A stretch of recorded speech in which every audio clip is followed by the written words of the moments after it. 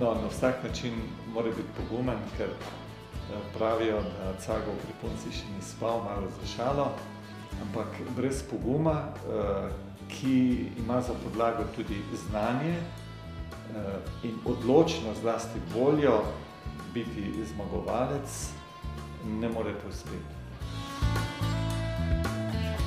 Vsak dober menedžer mora imeti pogum, zato ker če želiš biti uspešen, hodiš po neohojenih poteh, ki so zelo nevarne in se moraš s tem spopadati, se pravi, stopiš na pot negotovosti in zato rabiš pogum. Menedžer brez poguma poslovno težko uspe, saj je pogum stalnica, ki pomaga menedžerju prebroditi krizne situacije in se po pacih ponovno povzpeti na vrh. Ena izmed pomembnejših lastnosti uspešnih menedžerjev je pogum. Podjetja, katerih menedžerji ne premorejo zadostne mere poguma, so obsojena na povprečje. In samo vprašanje časa je, kdaj povprečne pohrustajo nadpovprečni. Vsak menedžer mora biti obdarjen s pogumom. Na dolgi rok se to pokaže kot dobro.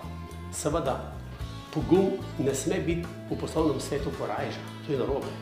Ampak pogum zato, da sem sposoben takrat, ko se vzpenjem karierno po lestvici navzgor, pozdraviti vsakega majhnega in tudi najmanjšega in mu dati priznanje za vse, kar bi pomagalo k mojemu uspehu. Morda največji izziv za menedžerja je prav ta, da si drzne biti drugačen, kajti to lahko uspeh zavira, včasih je pa to lahko prav prvi pogoj za uspeh. Tako da ja, pogum velja tudi v poslu.